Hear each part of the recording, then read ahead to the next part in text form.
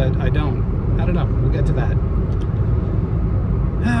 Anyways, I'm off to fly today, and who cares? Why is that news? Well, last weekend I also went to fly, and I made a giant mistake. Basically, several things happened actually last weekend, and things went really bad for me. So I went down to fly last weekend and came to the rent-a-car, and the rent-a-car battery was dead. So that killed my plans of going off to fly where I wanted to fly. So I thought, okay, fine, I'll deal with that later. I just want to fly. So I decided to wander around my neighborhood and find some cool spots to fly. So I did that unsuccessfully for a while. So then I ended up heading towards an old Bando area where I have flown before. And on the way to this old Bando area, I passed by kind of a perspective area that I'd kind of eyeballed. It was basically a giant pit next to a large building under construction, and there were some cool cranes and stuff, and there was some cool stuff in this pit.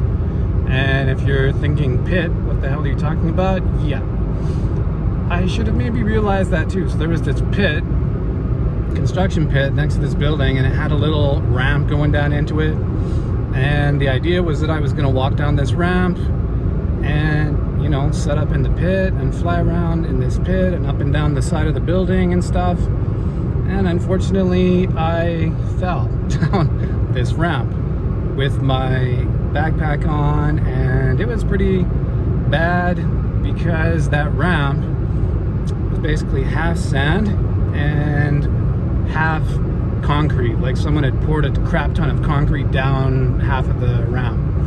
I was thinking, yeah, that means that ramp should be firm enough to walk down and whatnot, but no, I actually ended up getting the worst of both worlds. I was unable to maintain my footing on the soft part. I ended up tumbling and falling on the jagged cement half all the way down to the bottom, at which point I ended up, you know, going head over heels and landing luckily on my butt. Nothing broke, but I tore a giant gash in my hand. So I had to go to the ER and get a whole bunch of stitches, and I was bleeding everywhere, and it was really not a good scene. I was bleeding from both knees and both hands actually. But I had this one giant gash on this one hand that has the stitches where I could see my meat poking out through this gash. And yeah, it's all quite painful, but you know, your adrenaline kicks in and overrides the pain, but it was messed up. So, you know, I got through it, but it was not fun. It ruined my weekend of flying, but it also was a bit of a well-needed slap in the face, I think. So, you know, if you're one of these rare people who's actually watched a lot of my more walk and talky style videos where I talk while I go through bandos, I have harped on bando safety quite a lot in the past, and the whole idea that like you need to recon the bando, find out where all the sketchy spots are, and you know, don't get yourself in trouble basically, because if you do, you can end up in a really bad spot where you're like sprawled out in the middle of some bando, no one knows where you are, you know, maybe your bones are broken or not, or you're bleeding and all sorts of stuff. And then it's like, how is someone gonna come and rescue you, right? Suppose they find you, great, but then that person has to get into the bando and haul your butt out of there. So depending on how much you weigh, that person better be dang strong, you know. Even if you don't weigh that much, it's, you know, pretty hard to haul even like 100 pounds, man, over your shoulders of dead weight through a bando. And I got a crash course in why that is such a bad thing. Because there I was at the bottom of this pit, all like sort of bleeding, and I had like sand in all my cuts, and okay, luckily all my FPV gear stayed in the backpack and didn't get damaged, so that's maybe the one good thing. But I was all messed up, dude, and I was at the bottom of this pit, so I had to like figure out what the hell to do, you know, gather up all my stuff that had gone everywhere. And then I basically had to climb out of this pit, and I decided, right, I'm gonna climb out, and then I'm gonna, you know, walk back to my house, and I'm gonna like do sort of Rambo bandaging of all my wounds, which just means like, you know, getting in the shower, you spray everything off, kind of soap down the cuts, and then, you know, put some towels over it, duct tape it up, then call the girlfriend to pick me up and take me to the ER or whatever, because again, my rent-a-car was dead, so I couldn't drive on my own. And I had to do it that way because, yeah, like, what am I going to do? Call my girlfriend and say, come and haul me out of a pit? No, that's not going to work. It's going to freak her out even more because she wouldn't be able to help. You know, she'll get there and she'll just be panicking. It would have just been a bad scene. So that's what I did. I lumbered home all bleeding and went to the ER, and everything's fine. Got to the ER, you know, got my stitches, got a friggin' tetanus shot because Bando's, right? So you don't want to get a disease from getting a puncture wound in the Bando. And you know, it's not like I'm trying to make this a big deal or anything. In fact, it's like a perfect case of me being a little bit complacent and thinking, yeah, whatever, and just biting off a little bit more than I could chew and suffering for it. And you know, that can happen in the blink of a eye, man. One minute you're like, yeah, no big deal. Next minute you can be deep in the shit.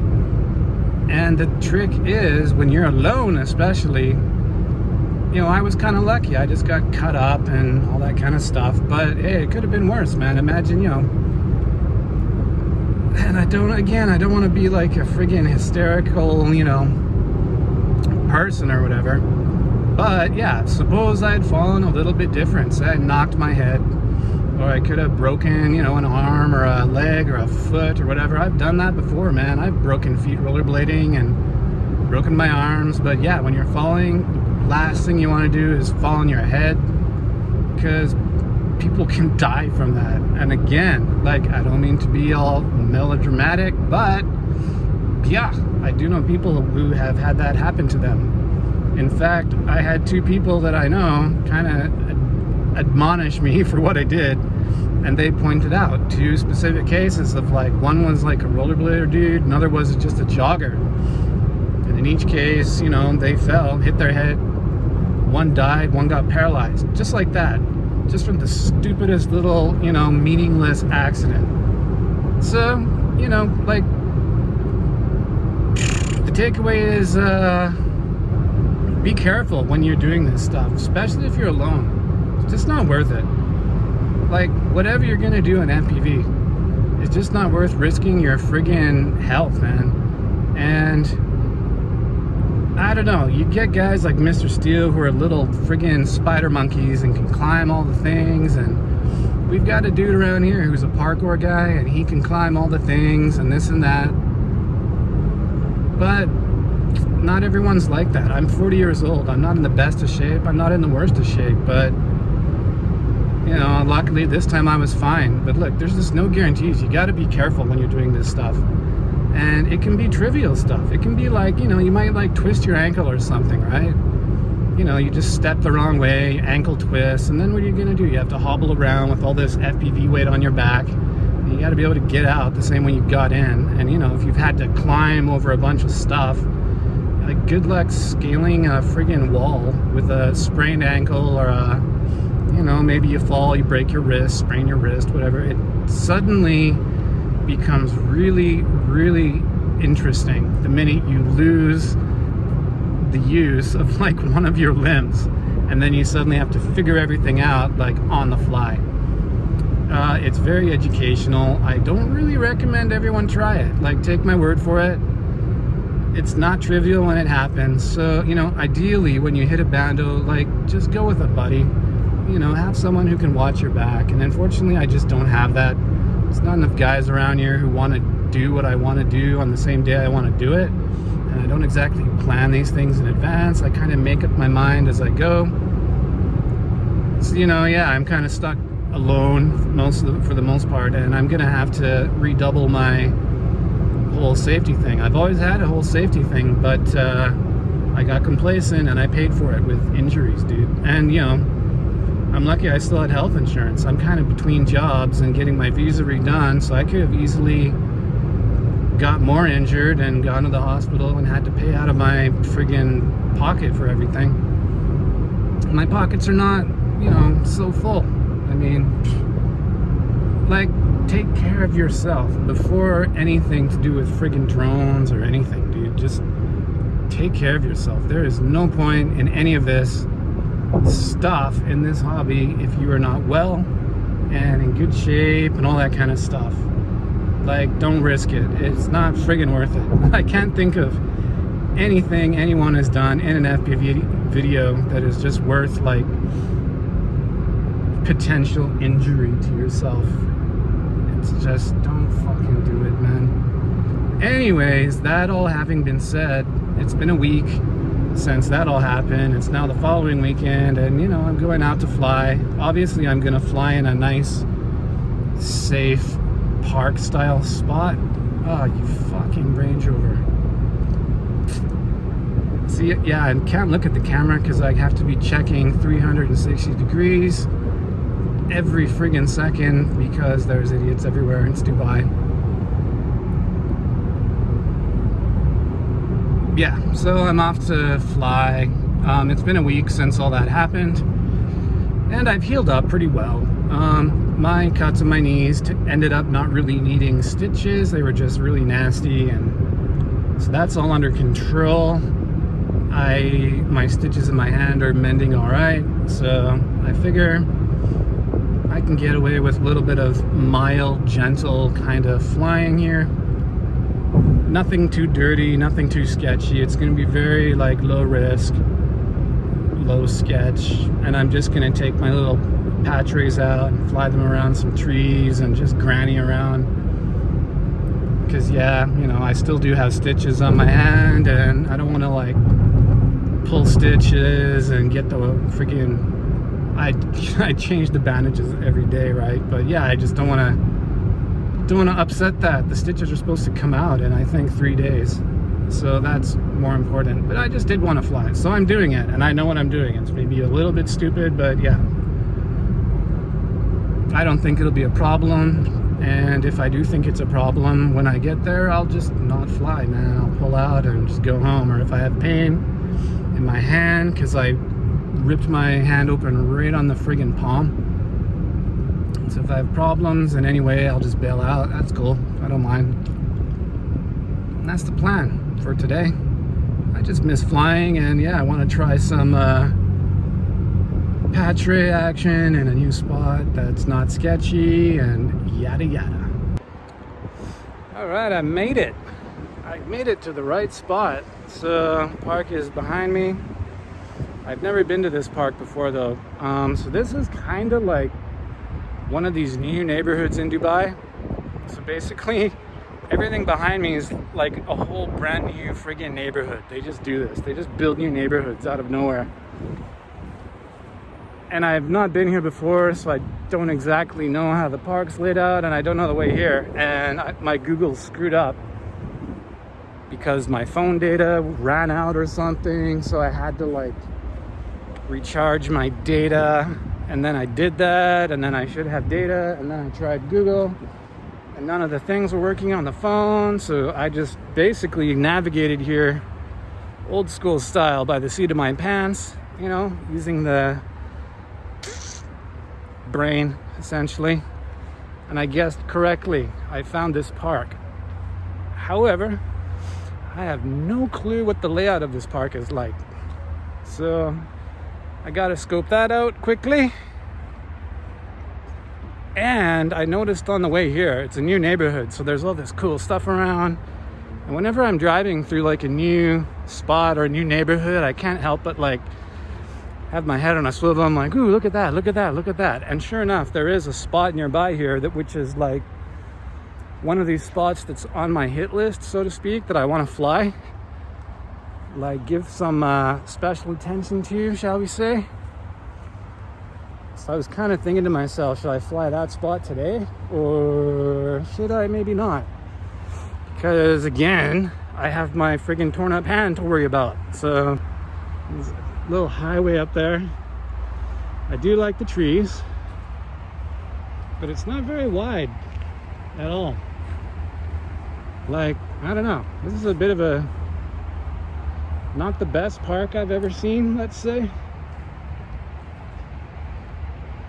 There are these trees here which are kind of cool. I don't know, man. It's a tricky one. What troubles me the most is the road up there. I do not want to be sort of near the road, so I'm gonna go that way, and I'm gonna try and find a wider spot where I can maybe go and do some different stuff. Safety, after all, is a thing, as I just covered. So let's walk down here a little ways and see what's up. I feel like I should have had a little more coffee today.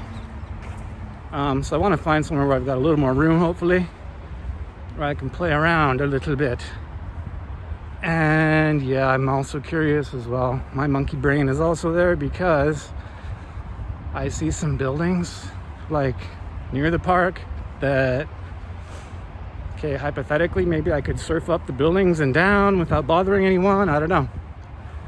But, all right, so here we go. Good landmark here. So that starts getting interesting. That's a nice little barrier between the road and the park. Of course, there are some dudes up here. Don't know what the dudes are up to. Bring the pash rays out today instead of the 5 inches is because the little pash rays are 3-inch quads, and they are, you know, really quiet. They don't make much noise. They're not going to bother anyone. So they're nice that way. They're just flexible. You can whip them out anywhere and just rip.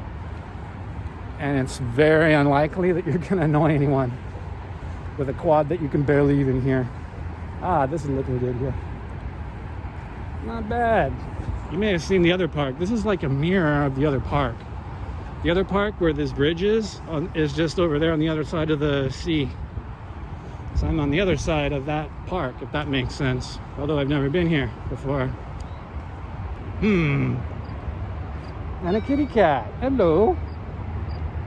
What's up, buddy? How's it going? Oh, I love cats. Now that cat's gonna follow me though, because they know. Cats always know, man, if you're a cat person. You gotta get away from him.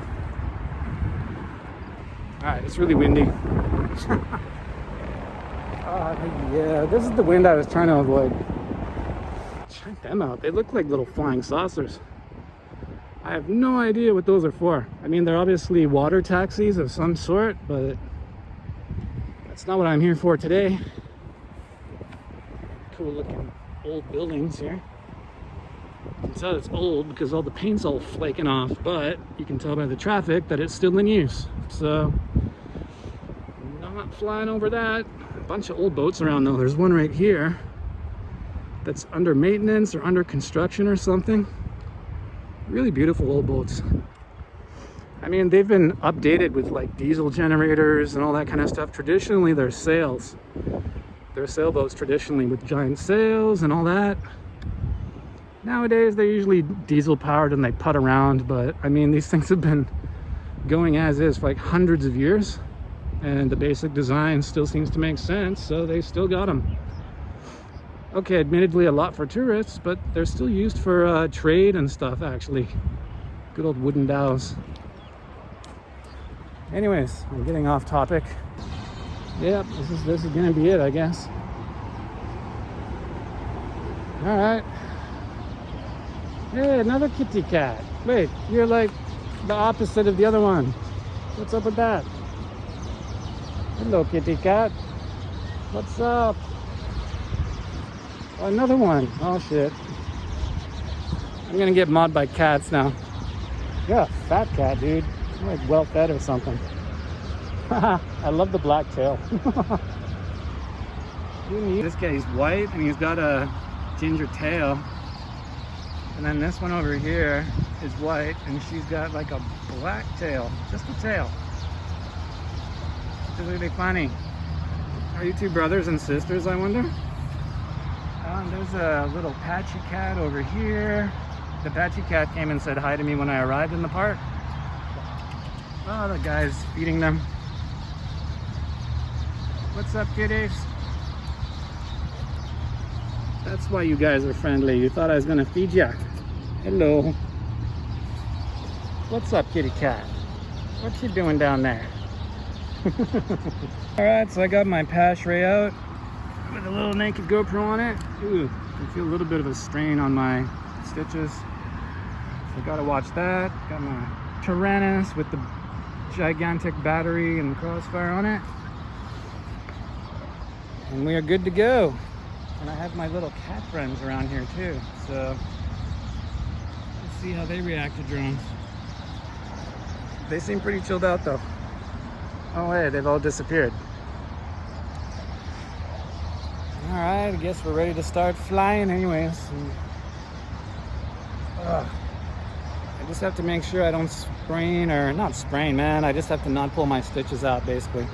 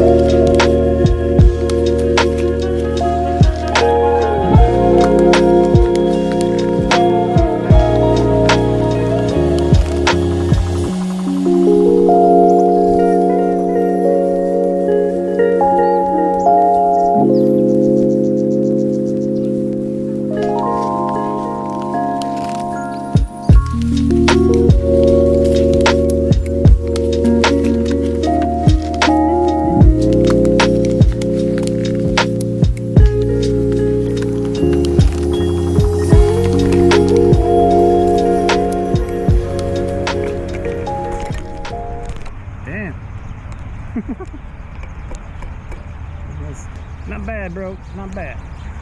These quads, man, are just something else. I'm gonna do a whole video on the Passeray, but basic story of the Passeray, man, is it's just like an awesome 3-inch quad that flies better than any other 3-inch quad that exists currently because of many reasons. They're just awesome, dude. Just super awesome, especially with a naked GoPro on it. Holy God. Perfect for a spot like this. You know, just, I mean, I'm flying with like a friggin' stitches on my hand and whatever. I'm still doing all right.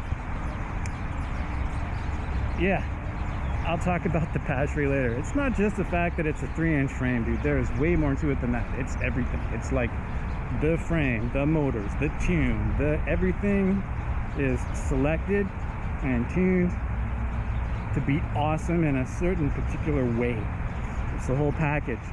Like, that's what the Passeray is all about. It is the sum total of a bunch of little tiny parts that all add up to something that is greater than the whole.